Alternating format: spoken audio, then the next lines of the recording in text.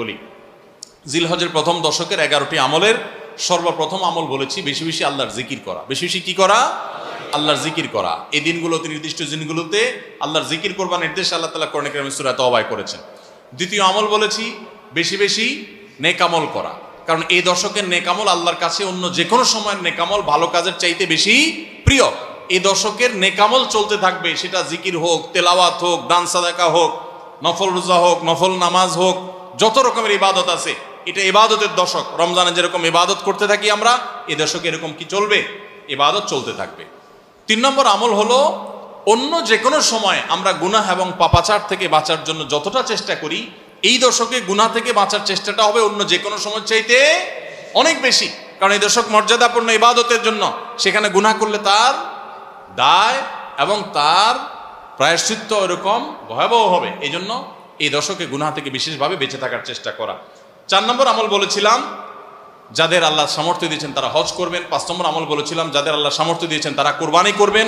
6 নম্বর আমল বলেছিলাম যারা কুরবানি করবেন, এমনকি বিভিন্ন হাদিস থেকে বোঝা যারা কুরবানি করবেন না তারাও, এমনকি বাচ্চাদেরকেও জিলহজের এই 10 দিন চুল নখ কাটা থেকে বিরত থাকবেন। চাঁদ ওঠার আগে আগে করবেন আর কুরবানির পরে করবেন। কয় নম্বর আমল গেল?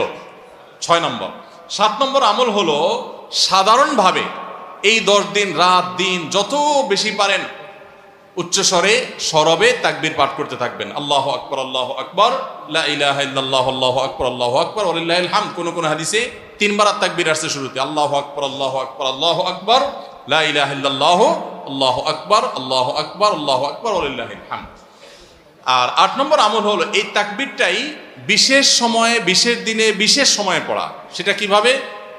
জিলহজ মাসের 9 তারিখ ফজরের পর থেকে নিয়ে জিলহজের 13 তারিখ আসরের নামাজ পর্যন্ত প্রত্যেক নামাজের পরে নারী পুরুষ সবাই এই তাকবীর নামাজের পরে একবার করে পাঠ করা। এটা হলো বিশেষ সময়, তাকবীরে মুকাইয়াদ বলা হয় এটাকে, স্পেশাল। এটা 8 নম্বর আমল। 9 নম্বর আমল হলো জিলহজের 1 থেকে 9 তারিখ পর্যন্ত এই সব দিনগুলোতে নফল রোজা রাখা মুস্তাহাব। 10 নম্বর আমল হলো জিলহজের 9 তারিখ আরাফার দিনে রোজা রাখা আলাদা স্পেশাল সওয়াবের কাজ। 1 বছর আগের এবং 1 বছর অগ্রিম পরের গুনাহ মাফ আল্লাহ তাআলা করে দেন। অর্থাৎ সগীরা ছোট গুনাহ আল্লাহ তাআলা মাফ করে দেন, বড় গুনাহ থেকে তওবা করলে সেগুলো মাফ পাওয়া যাবে।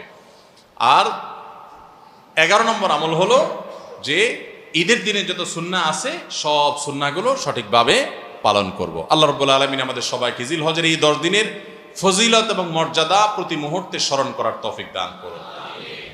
এই দশক যে মর্যাদার দশক যায়, ফজিলতের দশক যায়, ইবাদতের দশক যায়, জিকিরের দশক যায়, তাকবীরের দশক যায়, নফল রোজার দশক যায়, ধারণাই নাই আমাদের, মনেই থাকে না। অনেক মানুষ আছে জিজ্ঞেস করলে ভাই তার হাবভাব দেখলে রুটিনের ভিতরে কোনো পরিবর্তন নাই। অন্য সময় ফজরে গাফলতি, এই দশকেও গাফলতি। আরে ভাই রমজান মাসে তো মানুষ বেনামাজিও নামাজ পড়ে, মাশাআল্লাহ, ঠিক না ভাই? ঠিক। যে লোক বখিল সেও টুকটাক দান করে, যে কখনো মসজিদে আসে না সেও মসজিদে আসে, যে কোরআন ছুঁয়ে দেখে না সেও একটু কোরআন ছোঁয়, কারণ রমজান ইবাদতের মৌসুম চলছে। তাহলে জিলহজের প্রথম দশকে এরকম ইবাদতের ছিটাফোঁটা, ইবাদতের কোনো আবহ, ইবাদতের কোনো পরিবেশ, ইবাদতের কোনো আলামত, এর কোনো আপনার চিহ্ন আমাদের সমাজে, আমাদের পরিবারগুলোতে দেখা যায় না। তাহলে এই দশক ইবাদতের অত্যন্ত ফজিলতপূর্ণ দ্বিতীয় বৃহত্তর মৌসুম হওয়া সত্ত্বেও অবহেলিত দশক, অজানা দশক। এই আমলগুলো হারিয়ে যাচ্ছে সমাজ থেকে। এগুলোকে জিন্দা করবো তো ইনশাআল্লাহ।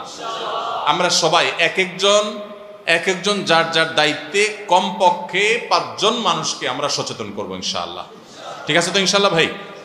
এই বিষয়গুলো আমরা অন্যদের মাঝে শেয়ার করব। আমরা আমাদের ফাউন্ডেশন থেকে যে লিফলেট করেছি আপনারা নিজের উদ্যোগেও করে নিতে পারেন। আপনারা চাইলে আমাদের ফাউন্ডেশনের যে কেউ গেলে যতগুলো কপি লাগে আপনারা নিয়ে নিতে পারবেন। আপনার মসজিদগুলোতে আপনারা বিতরণ করবেন, রাস্তা রাস্তা দোকানে দোকানে হেঁটে হেঁটে মানুষকে হ্যান্ডবিল দিবেন এবং মানুষকে বলবেন ভাই একটু পড়ে দেখবেন এবং আমল করবেন। যদি আমরা এই আমলটা সমাজে চালু করতে পারি আমরা সাকসেস ইনশাআল্লাহ। চেষ্টা করা যাবে তো ইনশাআল্লাহ।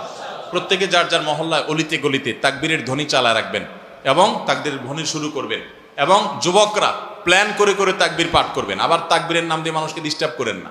মিছিল করতে করতে আল্লাহু আকবার, আল্লাহু আকবার দিতে গেলেন, মানুষ মোবাইলে কথা বলতে পারলো না, এই ডিস্টার্ব আবার করা যাবে না, খবরদার।